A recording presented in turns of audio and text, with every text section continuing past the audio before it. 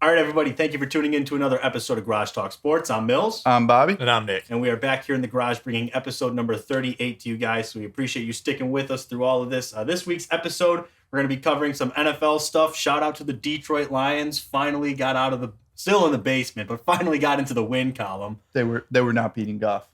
No, they were winning today. They were winning Goff. Yeah. So we're going to talk about that. Probably the biggest news of the NFL season, in my opinion, from this past week. Yeah. And then we're going to talk some college football. Obviously, with NFL comes Bobby's bets. Then we're going to talk college football. The football playoff is set. Championship weekend has passed. Screw Alabama. A lot of outcomes. Some outcomes that we weren't expecting to happen from championship weekend. But you know what? We'll share our thoughts and everything with you guys on that, and then we'll wrap up with the MLB lockout is going into effect. So we're going to talk about what this means for the MLB, certain things like that. And then, as always, Nick will have his question of the week for us, and we'll wrap it up there for you guys. But thank you for listening, and let's get into it. So Detroit finally gets the win. Dan?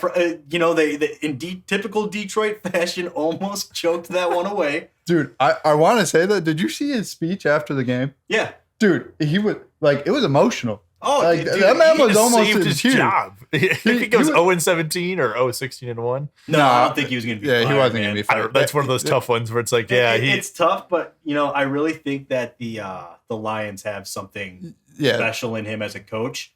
Obviously, it's a team that doesn't have a ton of talent.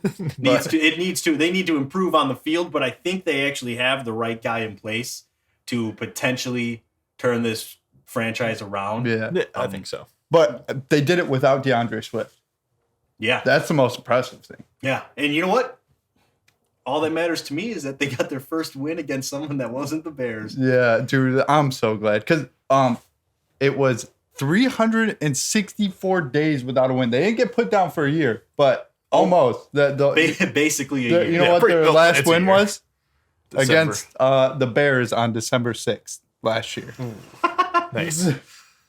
Damn. So it's a long time. And really, the Bears almost should have been swept last year because whoever dropped that touchdown pass with 2 seconds left. Doesn't matter. Doesn't matter. They won the game. Doesn't matter. No, I'm not saying. I'm just saying. DeAndre Swift dropped it. DeAndre Swift dropped it. I remember I celebrated heavy that day. Yeah, that was amazing. Back when the Bears were 5-1. But hey, you know what? There's good news for us Bears fans. We didn't have to go almost a full year without a win. Yeah. At least for the fans of the sorry franchises out there, at least you're not a Lions fan.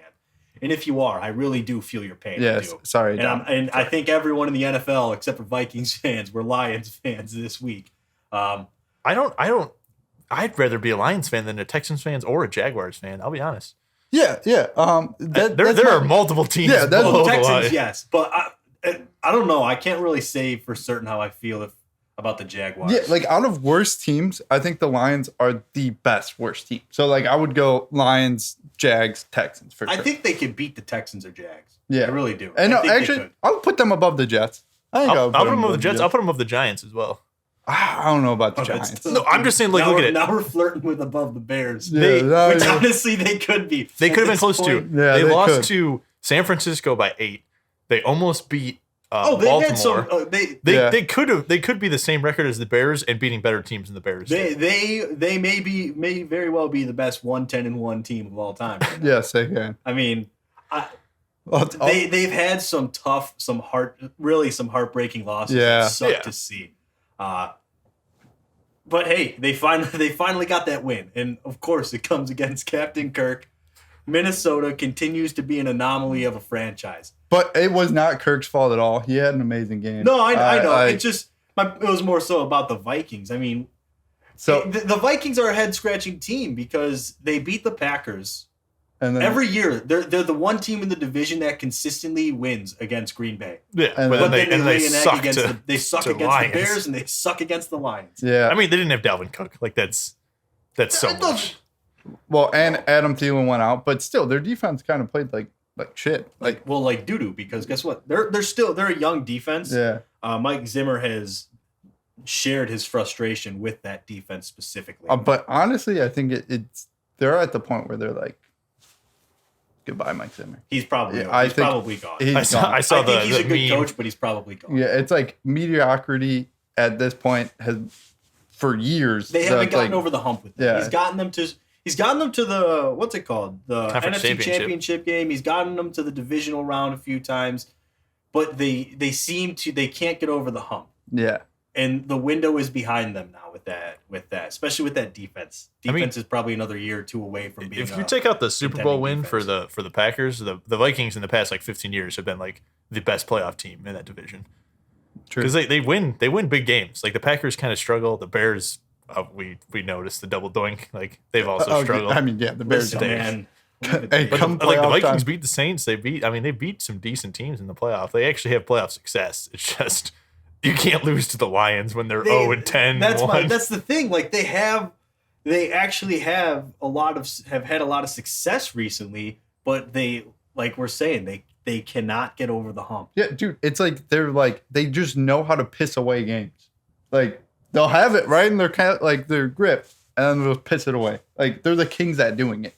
And we always talk about like the Bears, like Nagy's a bad coach, but like they have good offensive like pieces. Yeah, Dalvin Cook, Kirk Cousins, Adam Thielen. They had Kyle Rudolph in previous years. Justin Jefferson. Like their offense is pretty. I'm like, if you look at it like piece by piece, like there's not a lot of upgrades you can really make. It's just like have. I know it. Like, it's just it just makes no like sense. you said, we it's the understand anomaly. the frustration because, like you said, we're Bears fans. You know, we sit here and we look at the Bears. That's a team that has talent on it on both sides of the ball, yet they can't seem to figure it out. Yeah. And it's frustrating. So I understand if you know, for the Vikings fans out there, I completely understand the frustration of sitting there watching your team lose to Detroit. The Bears were, you know, a last-second field goal away from being in the same boat. Yeah, 2 timeouts away from losing. No, I think they were still going to win the game at that point. Yeah, but All that did was make it like 3rd and 1. So it allowed the Bears to run off the extra 15 seconds in the game. Yeah. So it didn't change too much. But yeah, it's frustrating when you sit there and you watch teams that are just mediocre and it sucks because I would rather have my team just be complete ass than know that there is talent there and there is the potential to be good and it's just not panning out. Yeah. That's more frustrating than watching a team go 10-1 through 12 weeks or 13 weeks. I feel like that's like my whole point is like if you're a Lions fan, you have hope because you're like, okay, our team's bad, but like we can see glimmers of hope. Where like you look at the Giants team where you're like, our division's trash. Like we have a decent team, and then you just kind of lay goose eggs out there all the time. why are you hating on the Giants? I don't think the Giants are that bad. I think they're pretty bad. They're pretty bad. I mean, they're pretty bad, but like They have Daniel Jones, they have but they're Saquon not Barkley, terrible. they have Sterling Shepard, they have Kenny Galladay, they have They're a bad so many good players. But they're always hurt. Like I feel like if they had a solid, like if everyone wasn't hurt, yeah, but I feel like that's well, like if ifs and buts were candies and nuts, we'd all have a Merry Christmas. Yeah. But like the injuries happen, Bobby. Yeah, I get that, but I'm just saying they're not terrible. The injuries happen. The reality is, if the Bears don't have a bunch of injuries, they probably got 2 more wins because they'll have their starting defense out there. But you got to play through injuries. The problem though with the Giants, Danny Dimes isn't your quarterback. Daniel Jones isn't the guy. Whoa, he's not that guy, pal. Whoa. All right, don't be hating on Danny Dimes. No. This isn't me hating on him. This is being realistic now. This is year 4. He's not the guy. Yeah. He hasn't shown any signs of improvement. Whenever he's healthy, you just see him dropping the ball around the ground. He's fumbling the ball. You get a good offensive line. I think Danny Dimes could be a good quarterback. I don't think the offensive line is going to help him hold on to the ball. He's not going to do it in New York. Well, they have 2 first-round picks. They very well could be. Have you seen the draft order, by the way? Yeah, very weird. There might be 3 teams with back-to-back picks in the first 10 picks this year. Jets, so it would be Jets, New York, and then Eagles. That would be really crazy to think weird. about that, but either way, back to the Danny Dimes thing. No, they're not. He's not the guy. And I got nothing against Daniel Jones. He's just not the guy. But you're not. He's not. He doesn't play that well. Yeah, but here's the facts where you sit. You're not going to draft someone because the draft class is weak, and where you sit at would be stupid. You'd be reaching to take a quarterback. So You're not going to draft someone. So unless you're talking about going after and getting an Aaron Rodgers or I'm gonna throw out names of quarterbacks. You tell me, you buzz a guy when you think that Danny Dimes is better than Taylor Heineke. Danny Dimes better. They're like at the same level to me. I think Danny Dimes is better. Jimmy Garoppolo. Danny Dimes is probably better than Taylor Heineke. I would say they're the same level. Garoppolo's better. No. Because like you start looking like no. Who would you rather have on your team? Sam Darnold, Danny Dimes. Danny Dimes. Dude, I'd sooner trot out a running back and run Wildcat all game. I mean, for New York. Because all those three guys, I would rather have them than Danny Dimes in New York. Daniel Jones just doesn't work. The only one where it's tough is Sam Darnold, because Sam Darnold originally showed like, oh, hey, this is the Sam Darnold everyone thought the NFL was going to get. I think he's been hurt for the second. Like, I'm looking at it as not all of his first 3 games, but he's been hurt after 3 games. Yeah. So I'd rather have Sam Darnold than Danny Dimes. I'm not sold on Daniel Jones. He's got physical talent, sure. He's sneaky quick and all that, but they don't win. They've got talent. Yes, injuries and crap happen, but you know what? He's just not that good. He doesn't handle the pressure. We talk about get him an O-line. This is year 4. You know, he's got who should have been one of the best running backs in the league, but he can't stay healthy. Yeah. You know, there's things working against him, and I'm acknowledging that, you know, that stuff is happening to him. But at the same time, it's like you can't get if the guy can't throw very accurately all the time, he can't throw very accurately all the time. If a guy fumbles the ball all the time, he fumbles the ball all the time. Honestly, my main problem with him is the fumbling. He fumbles for me, the time. I feel like you have to look at it. For me, it's like you're not going to replace Danny Dimes with anybody coming out of the draft this year. No, you're like not. Danny Dimes is better than every quarterback who's going to come out of the draft this year. But unless you're going with Kenny Pickett. No, I still think no. But there's like 7 or 8 potential quarterbacks that could move this year that are better than Danny Dimes that you can get a decent O-line. Whoa. Are you trying to say that he's not an amazing runner? I think he's a good runner. I'm just saying there's he's quarterbacks I'd rather have. Like the 3 quarterbacks I've already listed, I would rather have them. I would rather have Ryan Fitzpatrick over Danny Dimes right now because he's not going to lose games for you. There's other guys out there who like... It just Daniel Jones hasn't worked in New York.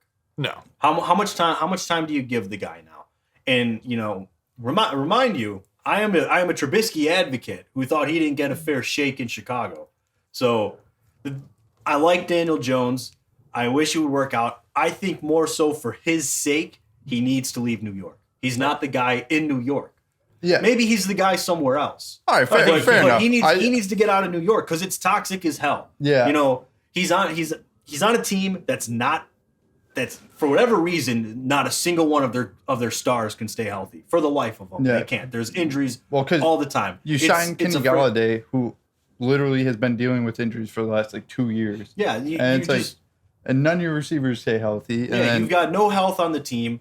You know, the entire world, all of New York is on this guy's shoulders right now because, you don't have your star, so now you got to be the star. And he's just not that guy right now. Yeah. Maybe he will be. You know, there are tons of instances where guys break out later in their career. You know, we talk about it a lot. Ryan Tannehill is a prime example of what can happen when you go somewhere else and take the pressure off of yourself. Yeah, no, I agree. Here's what I think should happen. Mitch Trubisky goes to New York. Replaces Danny Dimes. I'm just saying. Replaces Danny Dimes. Mitch Trubisky gets his second chance of being a team in a big city. He has a chance to play good. I'm telling you, good. I'm not saying it's going to happen. I'm just saying he should go to Houston. No, and then Danny Dimes take over for Deshaun. Danny Dimes is perfect situation. Go to Seattle. Be the backup to Russell Wilson. Wilson's not going to be healthy for very long. Well, I think we're going to see Wilson traded. Yeah, Wilson's gone. I'm just saying, but if he goes to Seattle, plays underneath Russell Wilson, or wherever Russell Wilson goes, Danny Dimes and I can feel like Russell Wilson have very similar play styles. If Danny Dimes can learn how to hold on to the ball and be smarter, where it's like, hey, I don't have to run all the time, but learn how to play like Russell Wilson, that's his most successful career. But if he stays in there, or he goes to Denver and he's like quarterback number 1, he's going to have a terrible career. I think a good fit for Daniel Jones, honestly. And I don't know what the deal is with his 5th-year option. I don't know if New York has picked it up or not. Someone else would have to look into that. I'm not sure. But when it comes to Daniel Jones, I think a good fit for him would be Atlanta. Contingent that Matt Ryan is still the starter there. Yeah. You know, I think Matt Ryan's another one who he's done. Like retiring or no, like they're gonna have to pay him so much money. Their team's literally that's in fair. shambles. I think why would you pay him? At the end of the day, though, to sum up my point with Daniel Jones, he's not the guy for New York, and for the sake of his career, he should get out while he can. Yeah. Because otherwise, you know, if he continues to unimpress and just kind of be. So he's inconsistent. He's really not excelling at anything other than his running ability right now.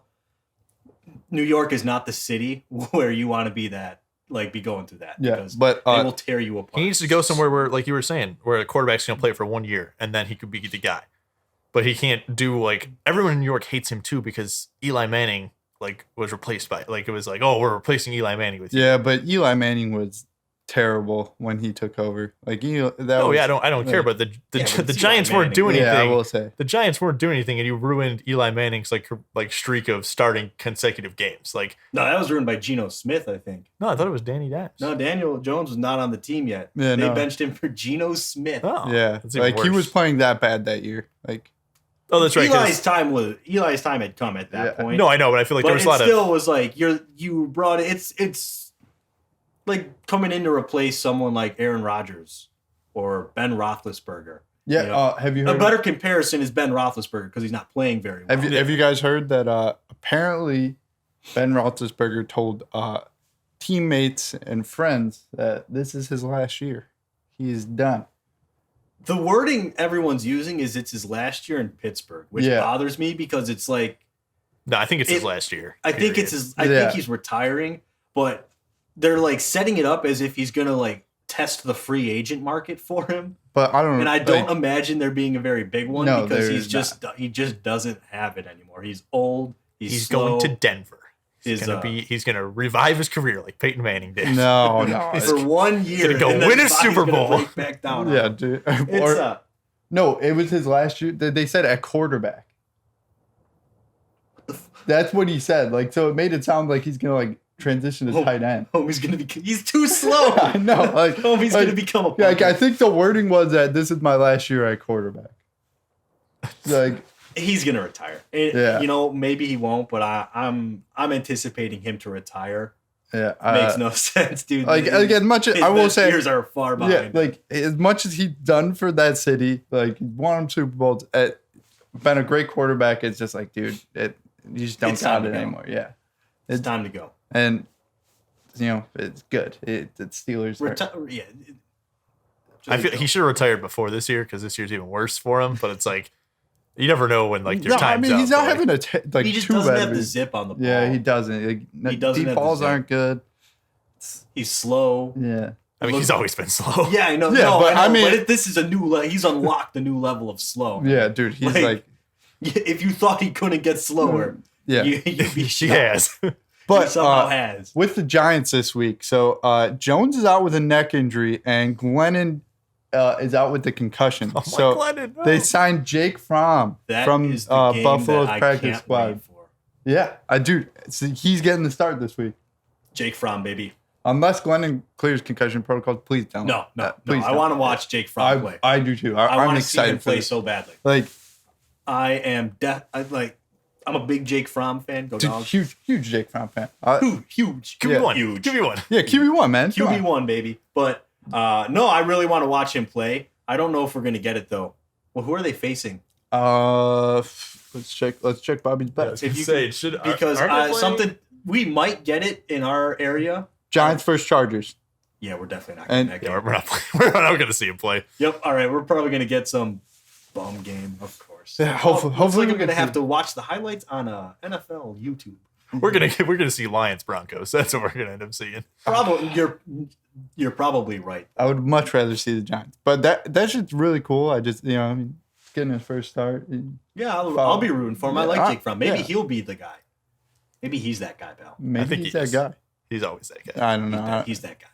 Maybe not in New York, but you know what? I'm rooting for Jake Fromm. Yeah, I'm pulling for him. But moving on, sticking on the East Coast though, looking at what happened in Carolina, they fired their offensive coordinator Joe Brady. Is this kind of like a scapegoat deal? with him? Dude, I feel like it's a Jason Garrett thing all over again. Like, you're just blaming someone to blame someone. Like, your team has not been healthy all year. The offense has not looked great, but how are you going to sit here and just put blame all on the offensive coordinator? I think it's one of those things where like they're trying to like get, fire up their team. It's like we got to fire someone. Like we can't fire any like the individual coaches like for quarterbacks or offensive lines. Right. Like, it's a wake up the team moment. Let's fire off the offensive coordinator. Matt Rule's the head coach there. I think it was more so for him to save face. Yeah. Because Matt Rule's an offensive guy, right? Yeah. So offensive mind. Yeah. Oh, this is 100%.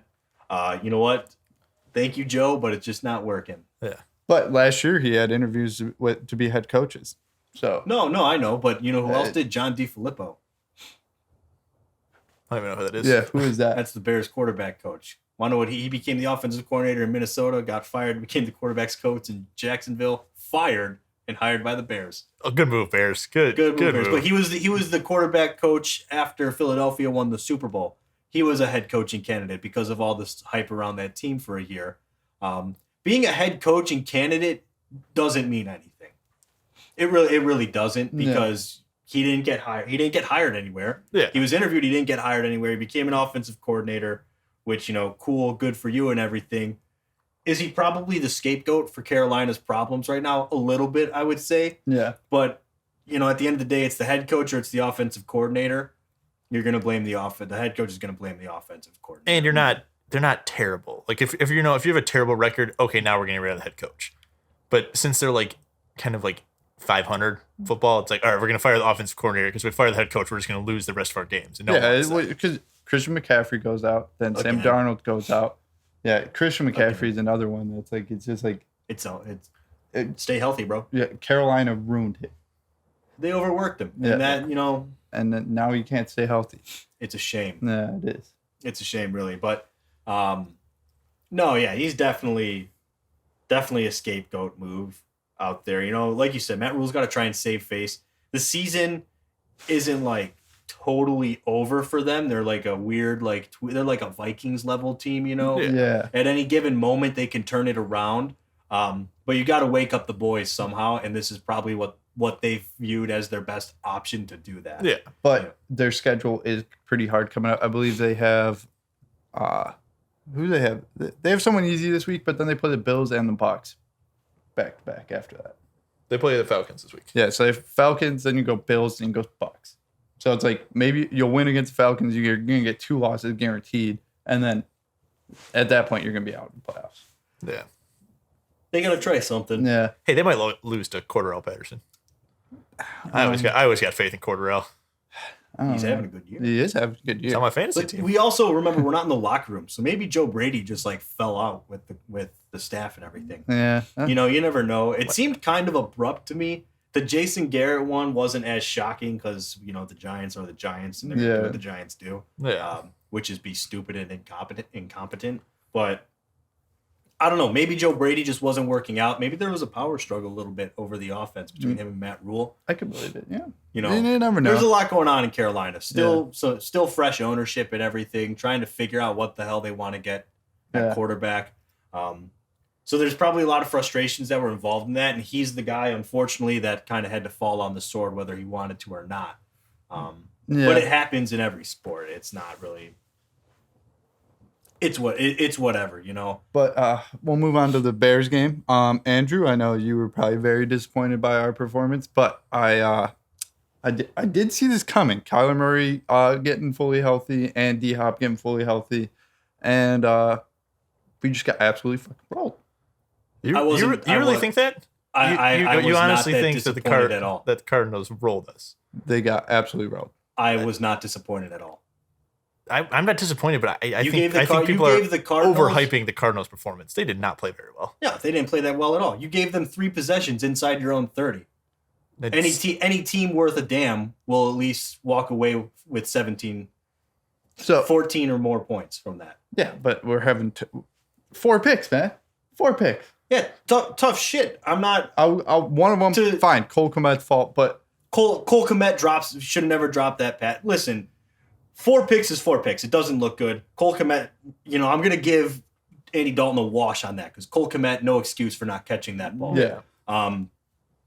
A bad throw to Jakeem Grant. So it may, he has to make a really tough reach. It tips up the ball. Easy pick there. Yeah. The one that's tipped at the line of scrimmage, it's a quarterback interception, but I don't really blame QBs when it gets tipped at the line like that. Unless you just whip it right at him where it's like you just miss it. That can happen on any given play.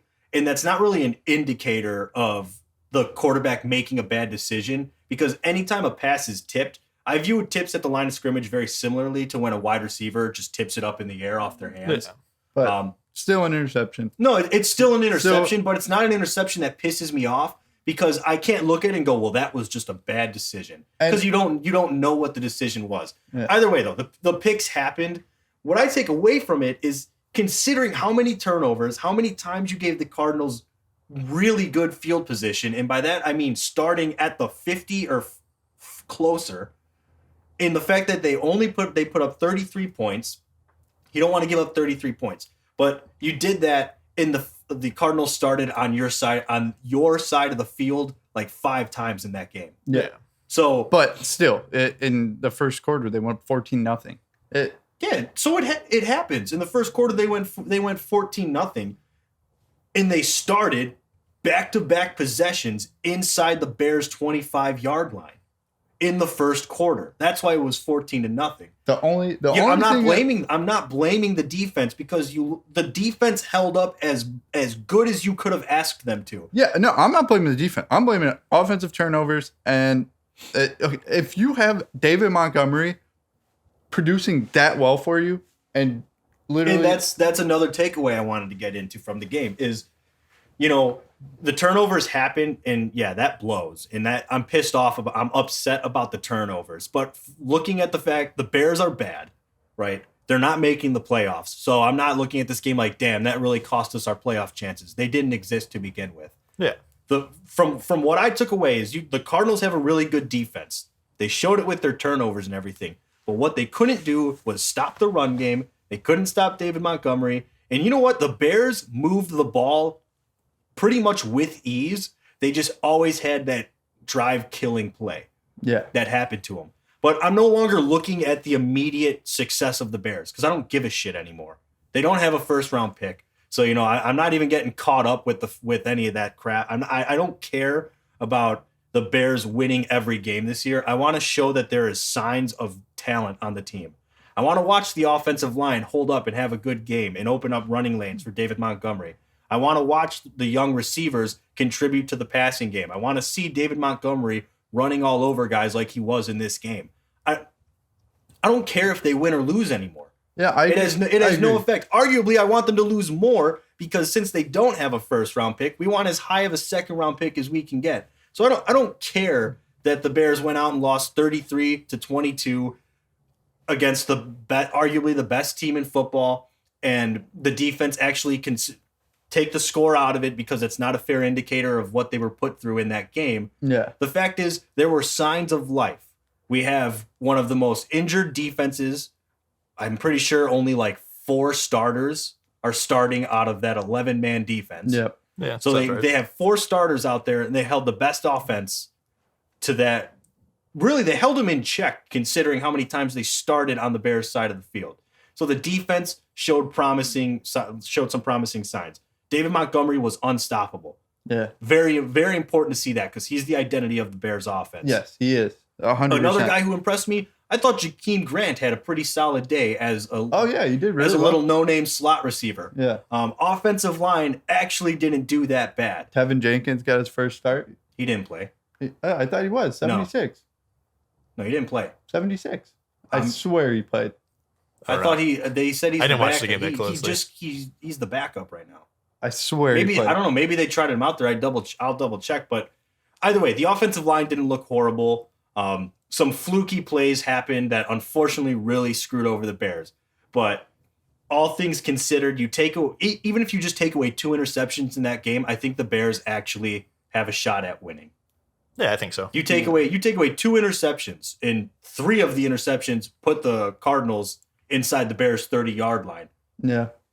You take away 2 of them. The Cole Kmet one's gone, and let's say the screen pass one. Just say he just gets sacked. Look, yeah, because but not even considering the screen. Even if you take away just the Cole Kmet one, the Cardinals then have to go.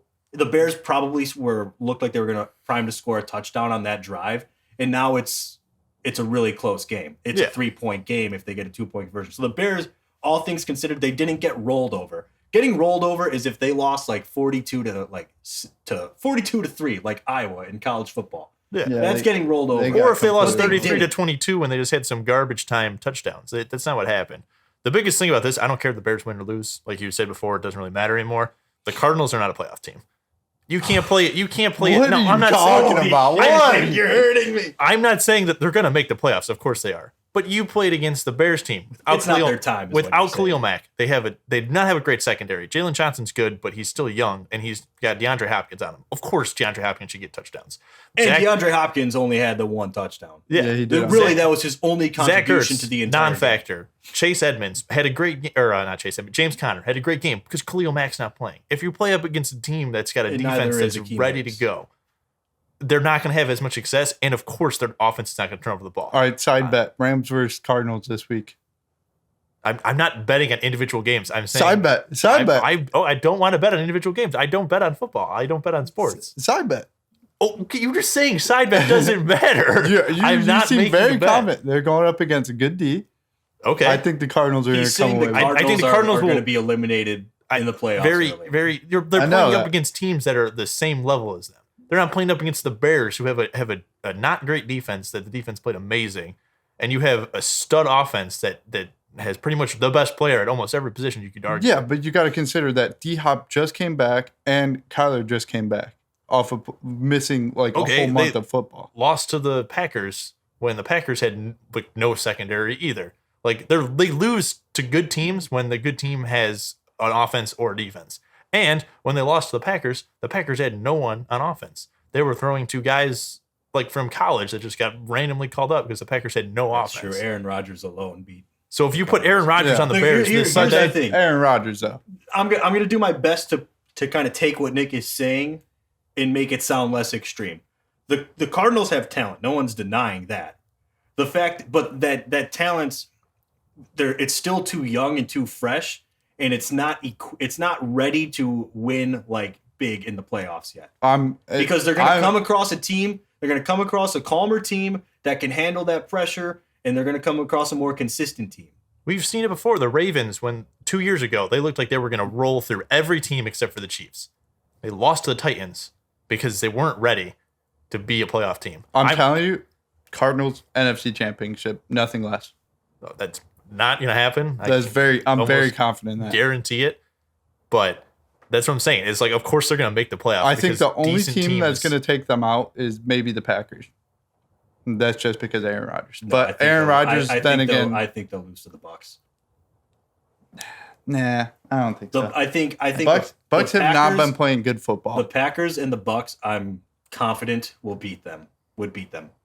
Nah, I think Packers. Rams, maybe not.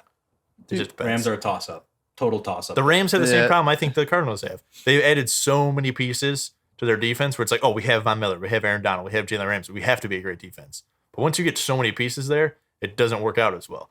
When you have so many pieces on offense, it's your offense kind of sputters out. And it's DeAndre Hopkins isn't healthy. Kyler Murray isn't healthy. But luckily they got a nice bounce-back game against the Jags. Yeah, they beat up on them. To really get them on track on offense. But... no, the Cardinals, they're fresh talent. They're young, and they're just... I can see them losing to a more experienced team. Yeah. That's all I'm saying. Saying a playoff team and a team that makes the playoffs are two different things. The Bears in 2018 were a playoff team. Last year, they made the playoffs, but they weren't a playoff team. You knew they weren't going anywhere. In 2018, they had a chance to win the Super Bowl if they actually played well. The Cardinals this year... they have to play their best football they've ever played when they get to the playoffs, or else they're not going to beat any of these veteran teams. I think they will.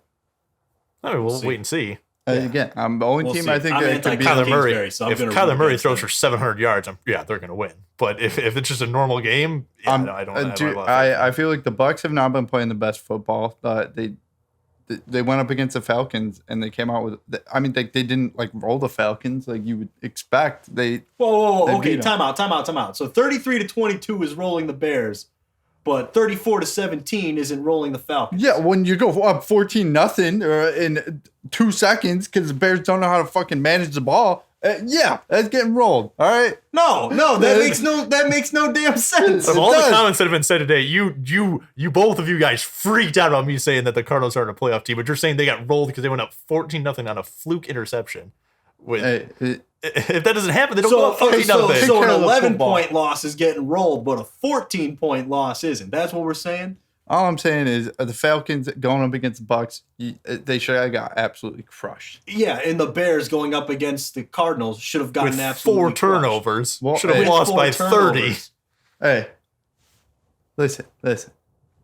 You got nothing there, Bob. I will say that I defended my point of the Cardinals are a playoff team. You did not defend your point of the Bears got rolled by the Cardinals. Okay, well, listen. I will say with all the turnovers, they did not lose as much as I expected, but still, you got to take care of the football, and maybe we could have been in that game. I'm so confused. What is your stance on this game, Bob? You just flip-flop. Because of all the turnovers we got rolled.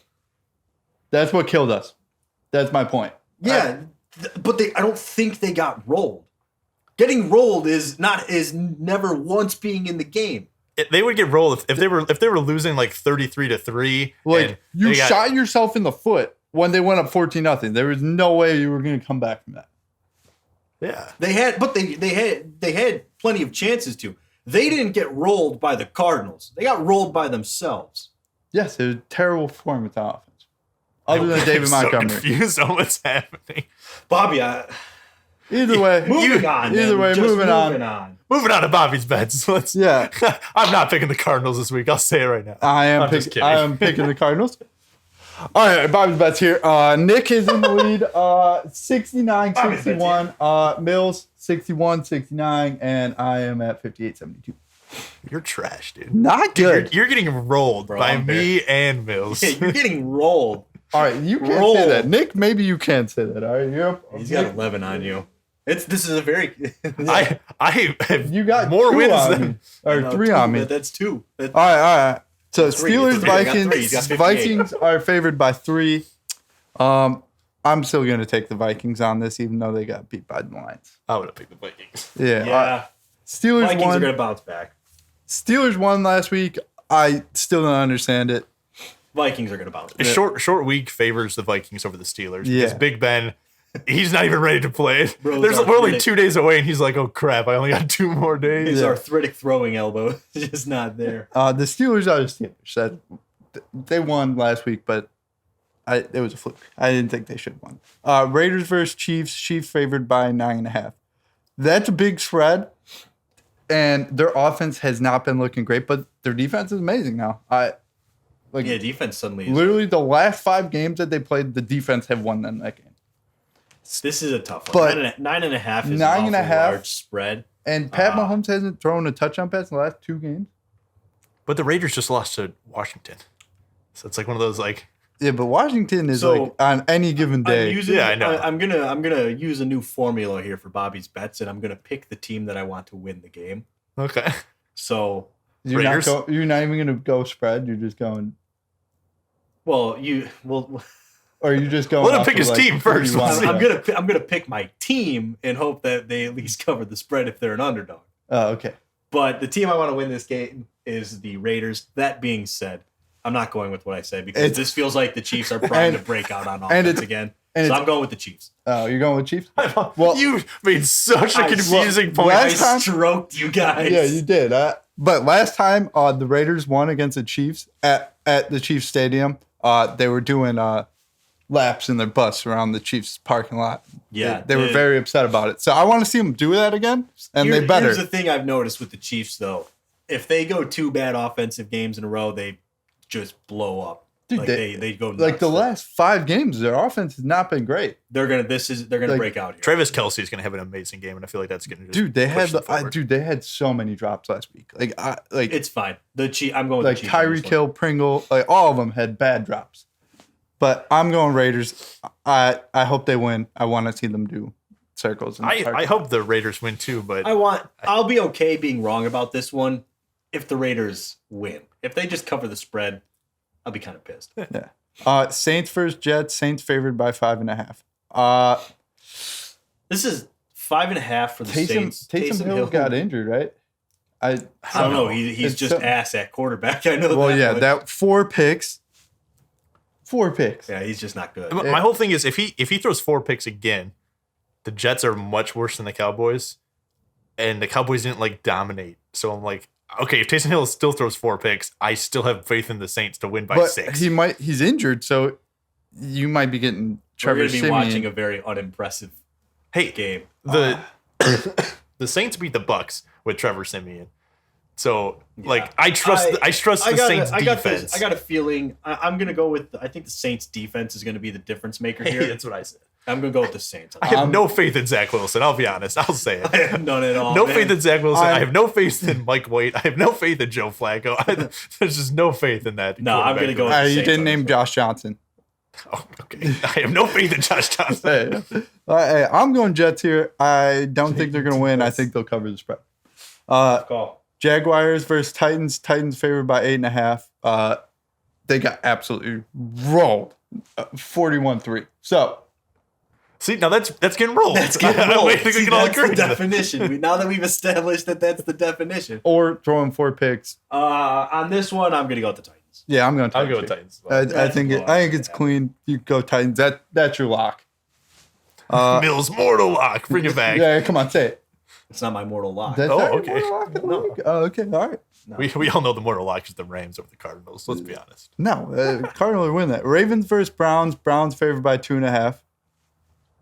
This is a challenging one. The question, Lamar has looked horrible the last few weeks now. Yes, they've looked. He has looked really bad.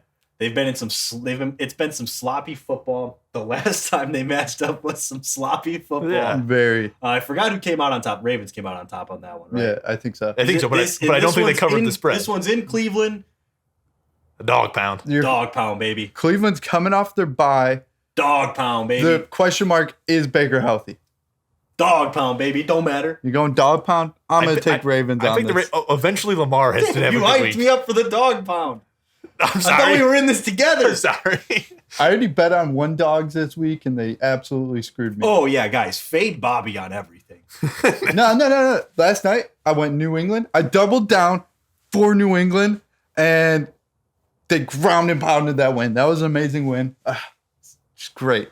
Yeah, and the wind's going 90 miles per hour in everyone's face. And it's like, I will give it. It's a freaking coin toss. I think I will give it to Josh Allen. Strongest arm. I think he's the only quarterback that could have made any completions in that because Mac Jones could not. He threw the ball 3 times. Yeah. Hey, 66% completion percentage. That's pretty impressive. Your perfect passer rating. Yeah, but too bad it doesn't qualify. 18 yards. But moving on. New England Falcons versus the Panthers. All right, Falcons versus Panthers. Panthers are favored by 3. I'm going Panthers here. I'm going Falcons. Right. I'm going the Cordarrelle Pattersons. I'm going Falcons on this one. Panthers have been unimpressive. Falcons equally as unimpressive, but it just feels Cordarrelle like Patterson. I just feel like I'm going to watch the Falcons win. They hung in with the Bucs for a little bit early, so I think they can hang in with a much worse team than the Panthers. I'm a Cam Newton fan. I just want to. It didn't work too well against the Washington football team, though. No, it did not. Did not. Speaking of the football team, Cowboys versus football team. Cowboys favored by 4.5. Football team. That is my mortal lock of the week. No, it's not. Dude, that's your mortal lock of the week. What's wrong with you? Upset alert. My lock of the week is the football team. What's their win streak? I want to see their win streak. They're on a win streak. I just don't know. Football team, baby. For me, if it was 6.5, I'm gonna pick football team. No doubt my mind. Like that's 6.5. But like it's only 4.5. Football team, baby. I'm thinking Dak Prescott. Taylor Heineke.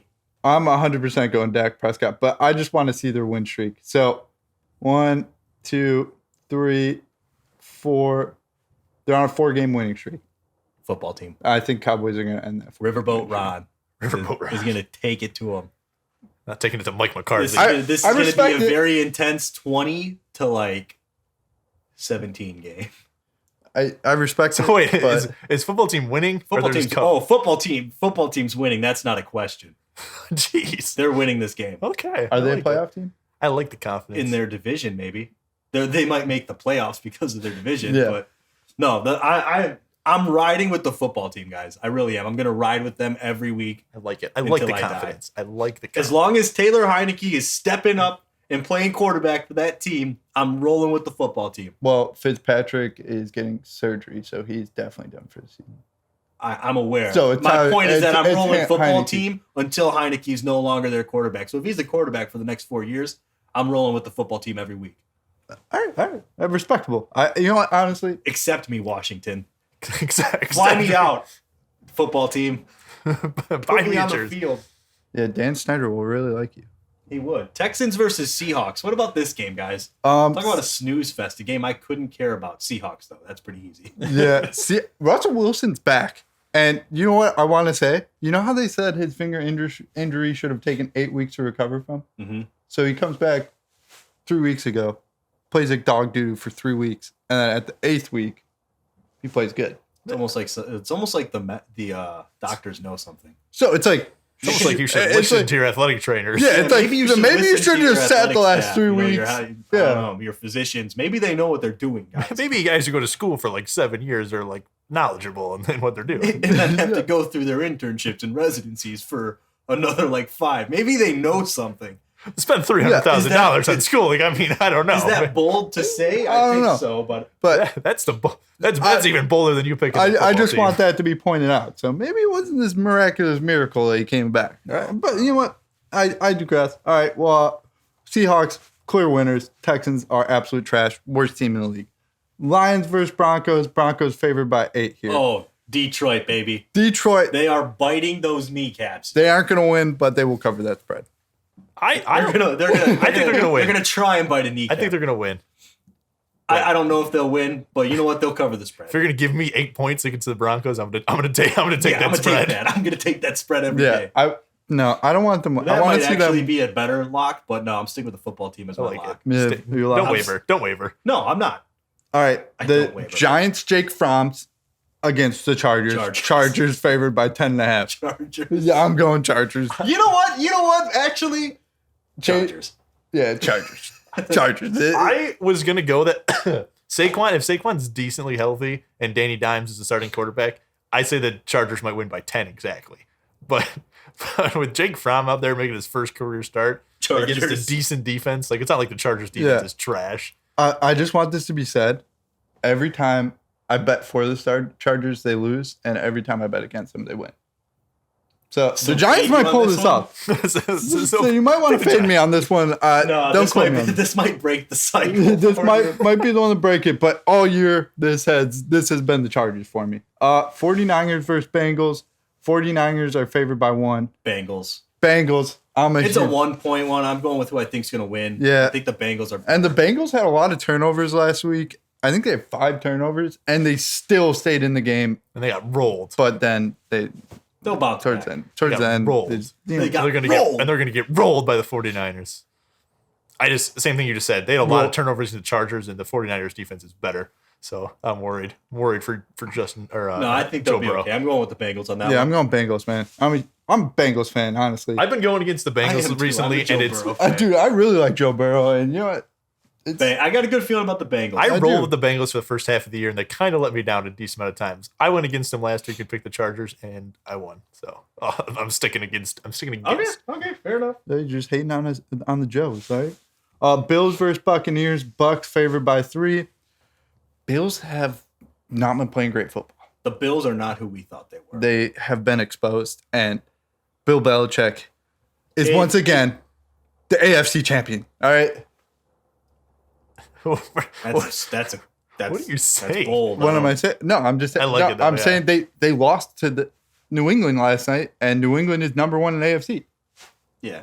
That was the game to watch in the AFC. Yeah. This is a tough call, but I'm gonna roll with the Bucks on this one. I'm going Bucks. Tom Brady. I wish I could say the Bills are gonna pull it off, but I don't know anymore, man. Yeah.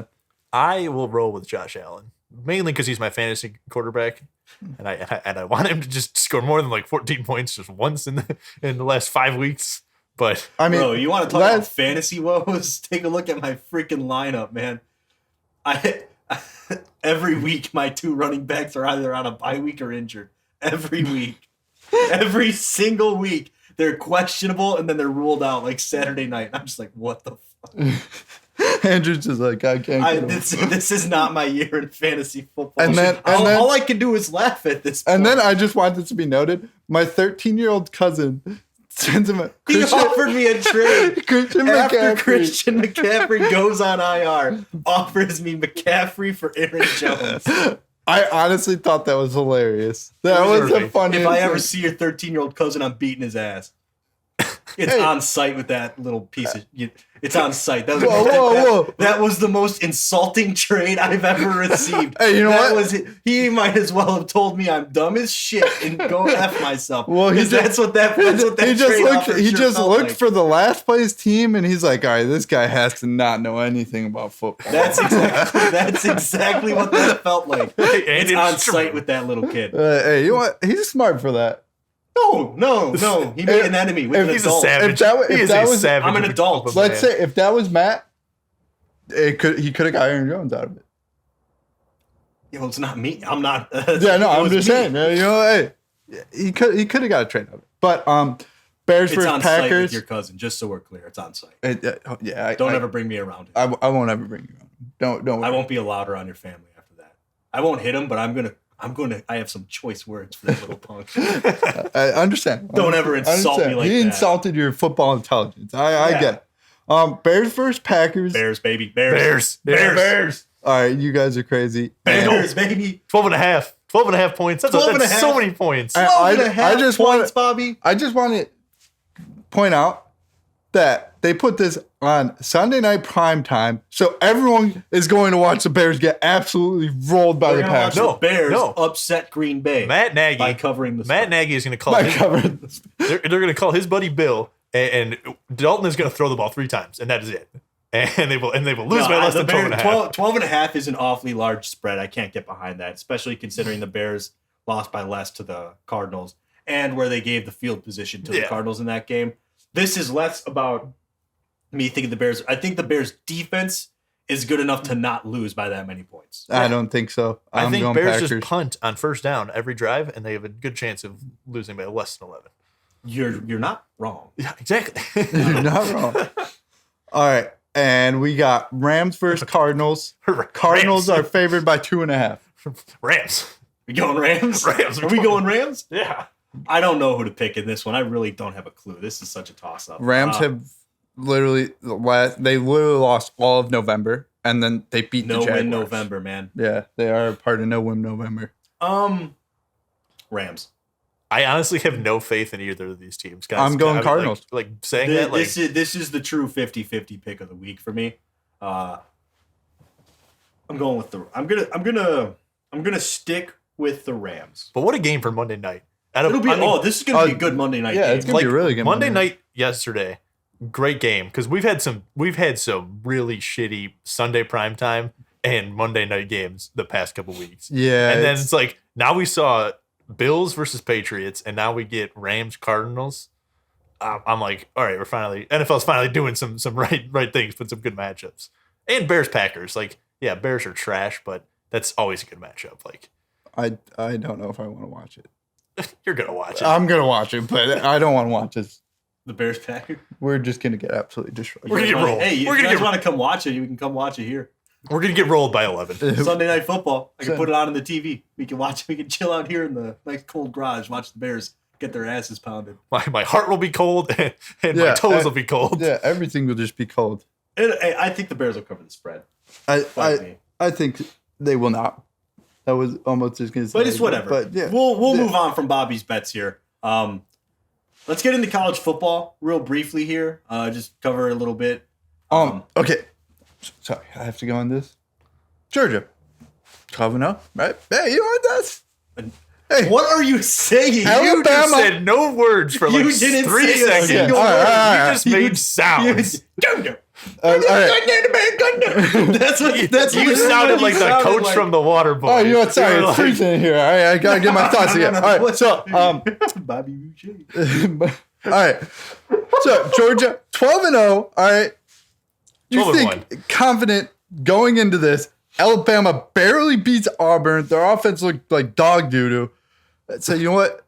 Bet against Nick Saban, even though something told me not to bet against Nick Saban. And they get absolutely beat down. Stetson Bennett stinks. Mollywops. And Stetson Bennett was the one concern I had going into this game, and did he really suck? He sucked it up. Yeah, and good job, Kirby Smart. You cannot beat Nick Saban. Yeah, we know that. What's wrong with you? We know that. But hey, I was actually really upset with that game, to be honest with you. I was pretty pissed. It wasn't good. It wasn't a good game where it's like on a last second drive, like what you want to see. It was boring. From the start, you pretty much knew Alabama was just running away with it. And you know what? I'm a big Georgia fan and everything, but it just, it didn't feel right. It just didn't feel like that was gonna. I just had a feeling. But it's Nick Saban. It's Alabama. I have a serious question for you though. For a second, do you think Kirby Smart pulled a Bill Belichick playbook, not give the looks that he's going to give in a national championship game, thinking that there's a good chance he plays Alabama? I don't know. That was your time. You could have just knocked them out then and there. But could they have? Because look at who ends up making like the college football playoff. You couldn't. You would have had to give it to Notre Dame. A team that lost to Cincinnati, but a Alabama team that always makes it with one loss, and their second loss would have been to Georgia, the best team in college football. But they lost to Mississippi State, then Georgia. You couldn't put them in top 4. They lost to Texas A&M. Oh, Texas A&M. Yeah. No, I thought it was Mississippi. No. Oh, Texas A&M lost to Mississippi State. Yes. But so transitive property, Alabama did lose to Mississippi State. I agree with you. Yeah. So you cannot put them in the top 5. You have to give it to Notre Dame, even though Kelly Bryant. 2-loss team probably wasn't going to get in. Kelly Bryant. Brian Kelly. Brian Kelly. No, 2-loss team probably wasn't going to get in. Also, but if there was going to be a 2-loss team that gets it is to play on what you're saying though. It felt like Kirby Smart and Georgia kind of knew that they were going to make the playoff regardless. Yeah, they didn't need to win the game. Now, I don't think they went into the game with the attitude of, it's okay if we lose. No, I'm just saying a Bill Belichick where I'm going to give you different looks on defense because if there is a chance that we like, what if Georgia goes out and plays balls to wall exactly how they're supposed to play and they still lose to Alabama, now they have to play Alabama again in the college football playoff and they just gave up their whole playbook. I'm not saying Georgia went hoping to lose. They're like, we're going to play to lose. But they're playing differently. Which we probably will see this. Honestly, it could have been that way because their defense did not look good. Exactly. Defense looked. That's what I'm saying. Yeah, I'm saying Kirby Smart played different formations that he would have played if that was. I could see why you felt that way. Honestly, but that might. If he did that, he's very smart. Yeah, there would be some 3D chess stuff going on there. Going like, we're going to anticipate. I get what you're saying, and it would if that was the plan, that was the plan and everything. The defense was uncharacteristically bad, so it definitely felt like they used that game to test different things. Yeah. I'm making excuses because I don't like that Georgia got embarrassed like that. I don't either. They got rolled. They got rolled. At the end of the day, Stetson Bennett still looked bad, and that's the bigger concern because if you're gonna beat Alabama. Your quarterback at the very least has to not turn over the ball.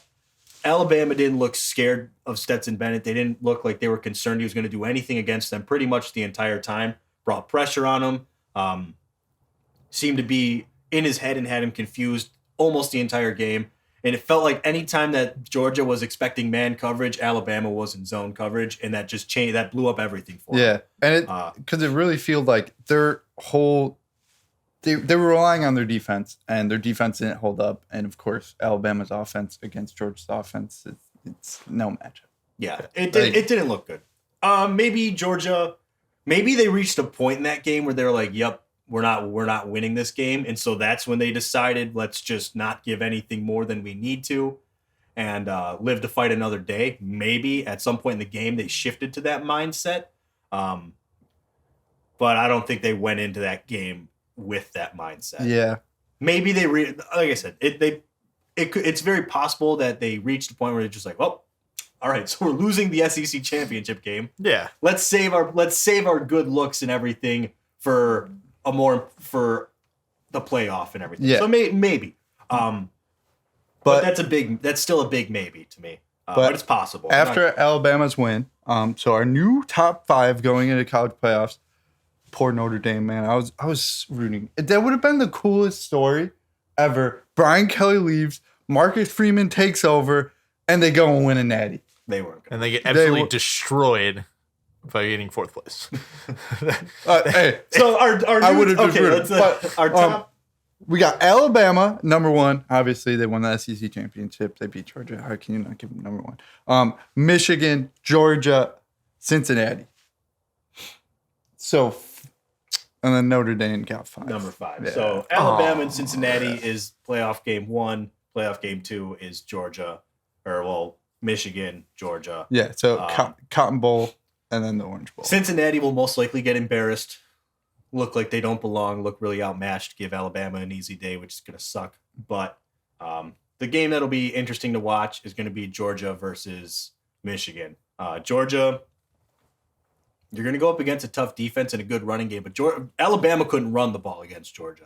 No. Yeah. That's the big thing. They threw the ball all over them. And if I'm Georgia and I'm going into that, I'm not scared of Cade McNamara at all. No, I'm not either. I'm not. He's not. That team is Hassan Haskins' team. It's his offense. Yeah. Cade McNamara does what he needs to when periodically throughout the game. Yeah. He's not beating you with his arm. He's just not. He's not the guy who's going to pick apart your defense like Bryce Young did. He isn't. Yeah. So you go in feeling comfortable, knowing that you can stop the run game. Stopping the run game is kind of, if a defense has a good run defense, that just kind of exists regardless. It's less of a skill-based aspect, I want to say. That's more like strength, power versus power. Yeah. If you have power, you have power. The skill comes in the passing game. And you're facing a quarterback that doesn't really threaten you all that much. No. He can make throws, don't get me wrong, but he's not Bryce Young. No, he is not Bryce. He's not. He's more comparable to what Stetson Bennett is. Yeah. On Georgia. You don't have to worry about Michigan going out there and, he's getting a turnover, and then all of a sudden Bryce Young's throwing one pass into 80 yards, and all of a sudden now we're down to 7 points. For this game, this is your 3 main factors that you got to take out. You got to take Aiden Hutchinson out of the game, Hassan Haskins, and then Blake Corum. I like Blake Corum. He's like sneaky good. Yeah, it's like a Philip Lindsay kind of guy. Yeah, dude, he is. But no, you're not threatened by Cade McNamara all that much, or the receiving core in general. Yeah, we're talking Alabama's receiving core every year has got at least one top 15 pick. Yeah. And it was kind of sad to see John Mechie. That sucked to see him torn ACL. Who's that other guy? Johnson or something? Number 1. Just lightning fast, unbelievable acceleration. I don't know who he is. I don't know what his first name is, but he picked up I know who you're talking about. Dude, I just don't. The speed on that guy, holy crap! Yeah, Tyreek Hill-esque, where it's like if you don't press him off the line, just slow him down, he's gone. If he gets 2 steps in open field, and suddenly he's like 10 miles an hour faster. Yeah. The acceleration on that guy was unbelievable. I'm not threatened though by the wide receiving core or the quarterback in Michigan. Hassan Haskins and what was his name? Blake Corum. Corum. Yeah. That's right. Blake Corum. Watch out for him. Blake Corum and Hassan Haskins are the 2 guys you're going to watch, and then Aiden Hutchinson is the other guy you're going to, on the opposite side of the ball on defense. Are we going to watch a natty here? If you guys want to watch it here, I don't care. Yeah, I want to invite Ryan and watch him just bet a bunch of money on it. Okay, that's fine. That just amuses me. We'll plan on it here. I'm telling you, you're going to have the most fun just watch. Just watch his reactions. But what's it called? Looking at these top 4, I think it's very realistic to see it Alabama, Georgia national. Yeah. I think that's Cincinnati. I'm going to be real. Doesn't have much of a chance. Michigan. I don't want to call them a dark horse because they're not. Cincinnati's a dark horse. Yeah. Michigan is an underdog that is capable. Yeah. Michigan being in the national championship would be surprising. Cincinnati would be shock and awe. Yeah. Absolute stunner. Complete. But then again, the only team I think that has even a shot at beating Alabama is Georgia So I want Despite Georgia. the SEC championship, Yeah. Georgia I still think is the best bet. I'll tell you what, I'm going to be pissed. I don't like Michigan. I don't like Alabama. I really don't want to watch that as the championship. No, yeah. That'll actually ruin the college football season. That was from me when it was Notre Dame, Alabama. I was so pissed. Yeah, I I didn't Alabama. care either. I had to root for Alabama. In Yeah, that because game. I'm like, I'll probably root for Alabama. That honestly, I like Alabama. That's how much I don't like Michigan. I would root for Michigan. I would root for Michigan just because I wouldn't. I would root same thing if it was Clemson versus Michigan. I'd root for Michigan because I'm just sick and tired of seeing. Then you Clemson. just laugh at my pain when Harbaugh 0-5 against Ohio State, and then I bet on Ohio State. Sorry, buddy. Fade, and then they lose. Fade this man. Yeah. But fade him. Moving on from the playoff, let's touch up on the Heisman finalists. Bobby, give us the Heisman finalists real quick. Well, it's going to be announced Thursday, so yeah, I'm going to be watching it. Heisman is going to be announced. Yeah. Okay. Yeah. So Bryce Young, QB, Alabama. Aiden Hutchinson, D end, Michigan. Kenny Pickett, QB, Pittsburgh, and CJ Stroud, QB, Ohio State. You guys want to hear my takes on this list? Yeah, I see you have bullshit written all over here. NSFW moment here, guys. This is bullshit. This is a bullshit ass list, all right? I'm actually Kenneth Walker Jr. should be on this list. Yeah, 100%. He should be. Okay, Aiden Hutchinson, bullshit. Kenny Pickett, bullshit. Aiden Hutchinson. Whoa. Two glove Pickett's bullshit? Yes. Two glove Pickett, man. Fake slide Pickett, yes. I mean, dude, he's had a pretty good year. He's like it can't be bullshit the way college football and NFL just treasures quarterbacks. That's why it can't be bullshit for Kenny Pickett because he's whatever. Fine. The highlight, the major pile of shit that is, and playing for Pittsburgh. I just want that. Okay. Aiden Hutchinson. This isn't a Michigan thing. This is the fact that Aiden Hutchinson doesn't lead his position in any category. He doesn't. I agree with you. He doesn't lead the nation in sacks, but he leads the nation in heart. Who's the guy effort. on Alabama? Walter Johnson. Walter Payton. No. The defensive end on Alabama. I'm blanking on his name. Someone please look it up for me because I don't know. I hate that I'm blanking on his name right now. Has 15 and a half sacks to Aiden Hutchinson's 14. That's close. I know it's not leading. No. But this next one will get you. He led the nation with 35 tackles for loss. Take a guess how many Aiden Hutchinson has. 23. 12. Wow, 12? Jeez. Those are really the big stat indicators for edge rushers. But he is underneath him in every single category. He doesn't lead defensive ends in a single statistical category. Oh, Jameson Williams is that wide receiver. I'm still looking for this DN. Give me one. I was like, I may have gotten his name wrong, but not that wrong. They have a guy named Kool-Aid McKinstry. That is the coolest name. I just want that to be named. Whoever Kool-Aid is, that is the coolest name. Let me go on this. Aiden Hutchinson doesn't lead his position group in a single category. And for you to be in contention with the Heisman, Will Anderson, yes, you need to undoubtedly be the best at your position. I 100% agree on that for how they put the height. Like, defensive players very rarely win it, but when you see a guy win it, it's a guy like Charles Woodson who was like the best. I mean, but he was like, even if you take out offense, like you could have argued he's the best defensive back in college football. Yeah, Aiden Hutchinson, you can argue there's 5 other guys that are ahead of him. So it's like, okay, you can impact your team. I could say he's the most important player on Michigan's defense, and that he's the reason that they're in the position they're in. Okay, but stats, Heisman matters so much on stats. It has to be a stat. The only thing that Aiden Hutchinson hasn't beaten is forced fumbles. Penalty with yards. two, and he has not. Yeah. But he beats him He beats him in total tackles, solo tackles, assists, and sacks. He's underneath this guy. So that kind of ticks me off. And then you have a Kenneth Walker, which I talked about it a few weeks ago. I pointed out how going into that Ohio State game, he had already had a better season than Derrick Henry and Mark Ingram, which were the last 2 running backs to win the Heisman. Yeah, I agree. He had a better season than those guys at that point in the year. So you just the Heisman, you just made this a quarterback award, and it's a shame because to tell me that these 3 quarterbacks, just all 3 of them are more deserving than Kenneth Walker Jr. is crap.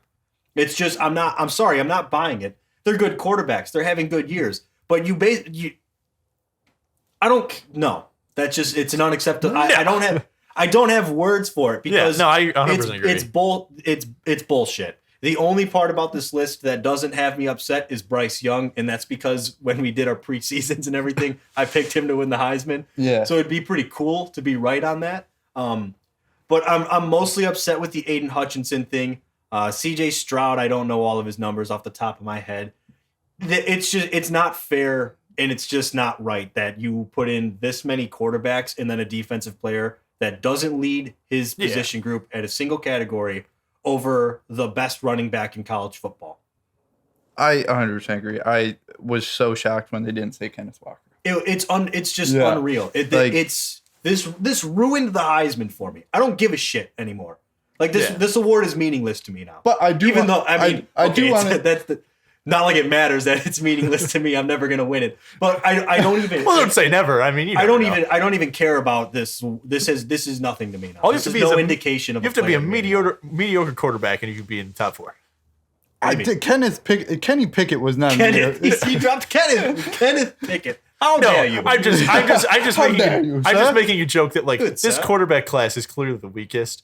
Like we've had Heisman classes where we've seen the best 3 quarterbacks that we've seen in a long time go 1, 2, 3. Well, Kenny Pickett, I understand. He's played for Pittsburgh. He's a senior. He had an amazing year. No one saw this coming. How many touchdowns does he have? 46. Oh, okay. Yeah, he has 46 to 7 I thought you said 36 at first. No. And I was gonna be like, he's got Trubisky numbers. And then I was gonna be really pissed. That's where you put Kenny Pickett 4th, and you just put him in, and everyone knows he's losing, and then you go CJ Stroud, if you want to put him in there, Bryce Young, and then put Kenneth Walker, and then you clearly are My thing is Kenneth Walker. If Kenneth Walker should be in over anyone, it's Aiden Hutchinson. Yeah, I'm all for. Don't get me wrong. I like seeing that a defensive guy is getting that kind of recognition. But pick the best defensive guy. But I don't think he's the best defensive player in football. Yeah. So we're putting him up for the best player in college football. It's not right to me. It does not sit right in my stomach. Find the cornerback with the really most interceptions and put him in there, and then it's at least he has the most interceptions in college football. It just is. It's upsetting. Some guy from Tulane who has 12, and you're like, oh yeah, he just win him. It's upsetting to me. I'm pissed. Yeah, honestly, Bryce Young better win though. Just so I think Bryce Young is going to win it. I hope Aiden Hutchinson wins now. I'm going to let. Andrew's going to be pissed. You guys aren't going to hear the end of it if the Bryce Young thing pans out. I'm not going to lie. I'm going to be so proud of myself. I'm just saying. And Bryce, of course. Proud of him. He probably really cares that proud of your pick. Well, my pick, Spencer Rattler, is total. He's not even on a team right now. He's not even on a team. I don't even know where he's going. Who was your pick again? The running back from Texas. Yeah. Something Those Johnson. 2 takes didn't age well. Mine did, though. Like a fine wine. I mean, I got screwed out of it. They didn't even put a running back in there. Come on. The position group. Come on. Yeah. But, if Kenneth Walker would have won, I would have taken credit because I would have been like, hey, I picked a running back. That counts. I'm so pissed. But did you guys see Quinn Ewers is in the transfer protocol? Transfer portal. Yeah. Portal. Protocol. The COVID transfer protocol. Because I was trying to get the Twitter password. Thanks for the response, guys. But dude, remember the password. What do you want from me? You're the last one to change it. I didn't even change it. I don't remember. But I was gonna put out a poll for where do you think he's gonna land, which still might. I don't think he announced it. So maybe after the show, I'll have one of you guys type out a poll. Yeah, we'll find a way to get the password. Your phone number's on it, so you're the guy who has to reset it. You can just change it without it. You can change it. Your phone number is the one on the account. Oh, I thought you were talking to Nick. No, okay. Nick hadn't responded for 24 hours. All right. Well, either way, hey, we'll put a poll. You put your phone number on it because the last time you tried to change it, my phone number was on it. Yeah, we'll put a poll out later tonight, and we are going to do Nick's pick for the video. He's got a. What are you? Oh yeah, for okay. TikTok. Yeah, so watch out on our TikTok. We will have videos up. Yeah, we've been more active. Andrew's been doing a good job. Thanks, Andrew. All right, should we touch up on this MLB lockout? Yeah. I mean, I'll run through really quick. Give us a quick run through, Nick. First time since 1994 that the MLB has had a stoppage. I think in our lifetime, we've seen hockey have a lockout and basketball had a lockout. I think in like 1999 or something. Hockey's was recently, 2013. Yeah. Hockey's was recently. I don't think football has. I think they were like this close, but yeah. I think so. I mean, like, but it didn't happen. Yeah. We're still 4 months away from like reporting for spring training and like actual games. So like, plenty of time for this lockout to end. So pretty much the big things are can't sign players, you can't trade players. There's no players allowed at team facilities, so team facilities are locked down, and there's no games that'll happen if it gets to spring training time. Yeah, and minor league season still happens. Players are allowed to play if there's an Olympics like team or like the Cuban League. You can play if you want to play in that. Yeah, and minor leaguers can still, like the Sox signed a guy Friday right after the lock. You can sign minor league guys. Yeah, minor league guys. Bring guys to your system. You can, I think you can still go after international players. You just can't officially sign them until the lockout's over. So, right. I mean, it just happened. So my question is this all over the arbitration?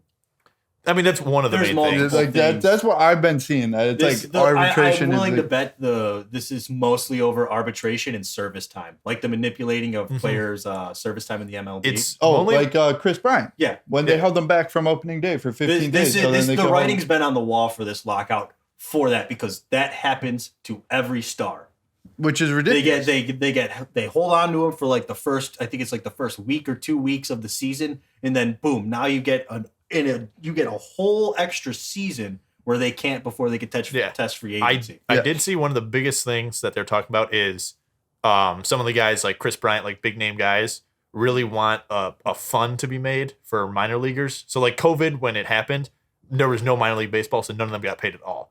And all those guys don't make a lot of money. Oh, no. They make squat. They want to make a fund so that like the owners have to pay in a certain amount of money each year from their proceeds, so that if the minor league does like something happens, like where the minor leagues get cut for a year, they can still get paid out. So it's not like they have to go do real jobs and like completely give up on baseball because they don't get any money. Yeah. So that's the minor leaguers being the treatment of minor leaguers has been getting better. Yeah. I think that's a fair thing to be fighting for. So that's like the big thing they said. Like, I feel like they should be making even more than what they are making. Like at their teams are starting to supply them with housing now, at least. Yeah. Like before, like they're making basically minimum wage and having to, just move around. They have to get their own equipment, pay for their own. Well, most of them were living like 7 guys in a house because it's all they could afford, and it's like they're living like a college frat house. Yeah, and like 3 guys are like from Cuba who don't speak any English, and they have no and they're like living with 4 guys from like, college, like small college town where it's like what's going on? Like just put them like at least like in an apartment building, so where it's like they're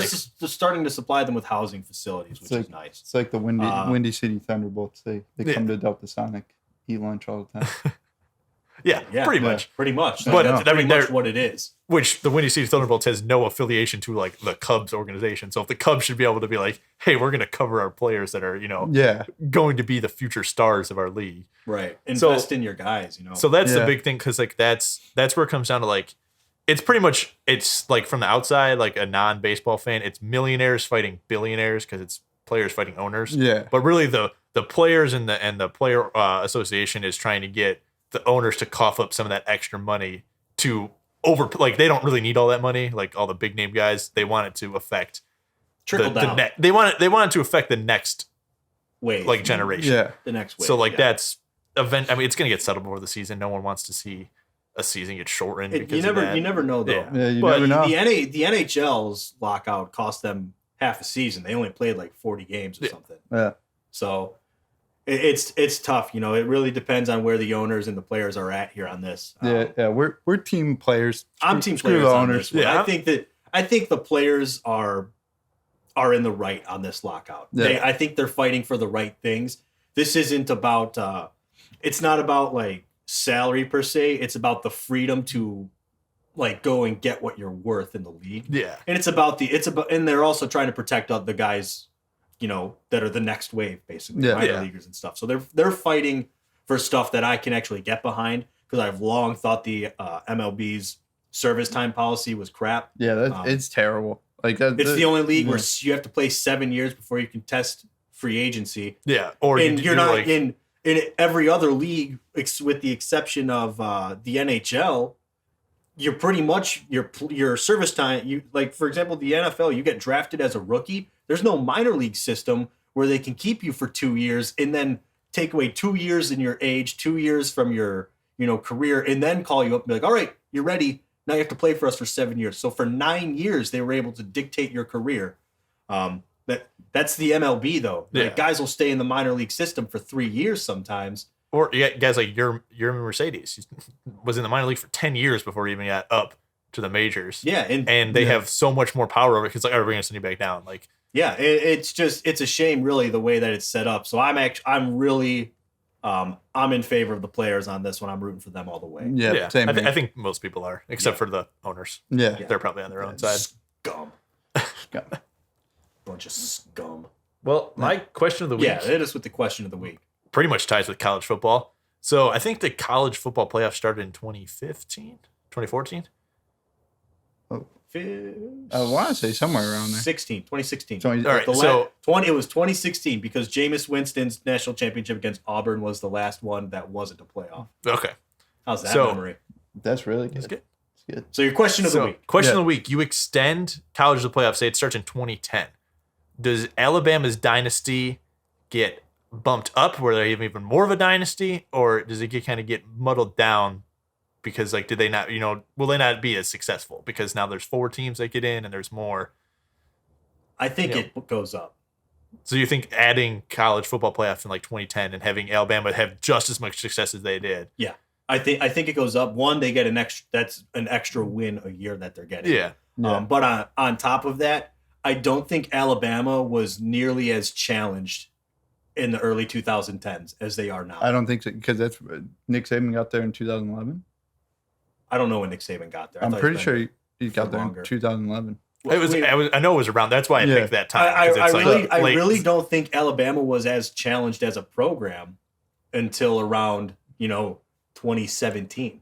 Well, that's what I'm thinking because really, quite honestly, really when Clemson came up with when Clemson and Deshaun Watson rose up is really when people started challenging Alabama more. That's true. Because my whole thing is like I talked about earlier when Alabama just completely rolled Notre Dame in the national championship. If they would have done that and to another team like beating by 50, like that's one of you're beating 2 of the best teams in football. And back then, Alabama would only play the SEC championship, and that was their only other big game, really. And you would even argue with that playoff is that because remember before the playoff came out because there was so much controversy around the BCS championship game. Yeah. Because for 4 straight years it was Alabama versus LSU, and so that's what started the conversation of we need to change the way that this happens because it was kind of like people are starting to get a little fed up because you were just taking. The committee got to just say these are the 2 best teams. They're going to play each other for the championship game.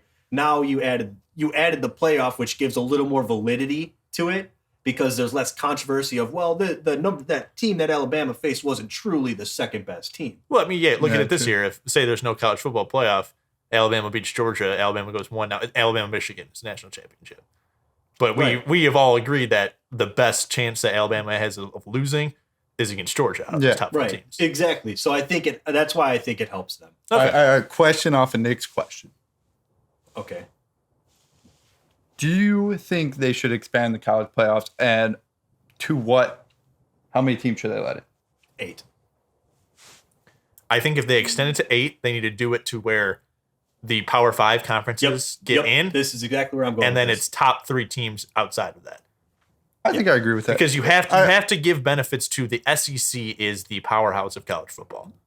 And the Big Ten is slowly starting to creep up and they also fall down all the time. So it's just because Michigan might have a loss to Ohio State, they should still deserve to have a chance at the college football. No, I agree. I think I agree. 8 teams. I think 12 is too much. Oh, yeah, no. 8 teams. Your Power 5 get in. Number 1 gets a bye week or whatever. They get a... Well, it would have to be number 1, number 2, right? Yeah. 1 and 2? One and 2 sure. 1 and 2 get a bye. I don't really care. But you go 8 teams and Power 5 conference champs, they each get in because I think it's only fair if you win your conference, you should get a chance to play for it. And then like Nick said, the other 3 you can mix it up anyway. You can go, You give a long shot team that's not a Power 5 conference champion, who's the best non-Power 5 conference champion. That's a risky game because you're probably looking at a blowout. Yeah. You know? Yeah, but still, you're giving them the shot. But still, you're giving them their shot, you know? Or you could just do 3 best teams get in. Yeah.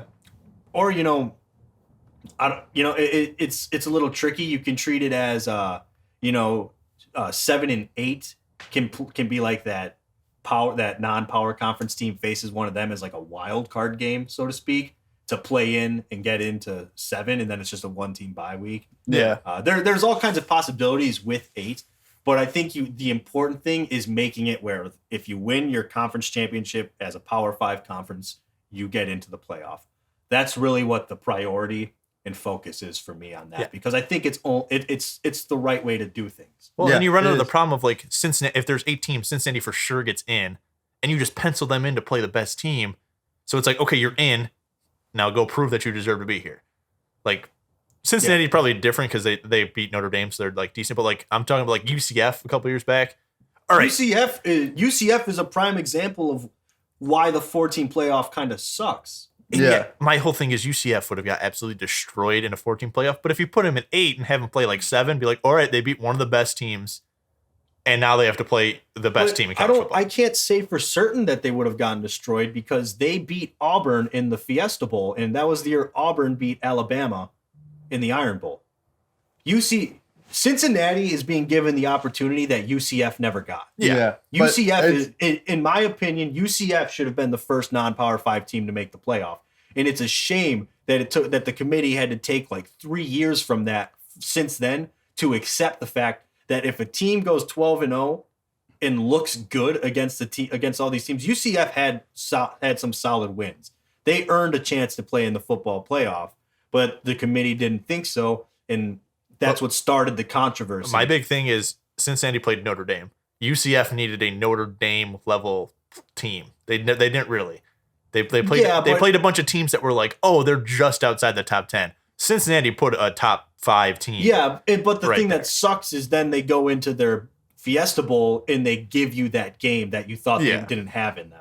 And they gave it, and they did. I think they handled Auburn like easily. I think they won by like 15. Yeah, and so you look back on that. Auburn was like number 5 or number 6 in the country at that time. They just missed out. Yeah. And then UCF, and that wasn't the first time UCF did that. They did the same thing. They went in and beat Baylor in a BCS championship game with Blake Bortles, and that was when Baylor was like number 5 in the country, and they rolled Baylor no problem again. Yeah, so I don't.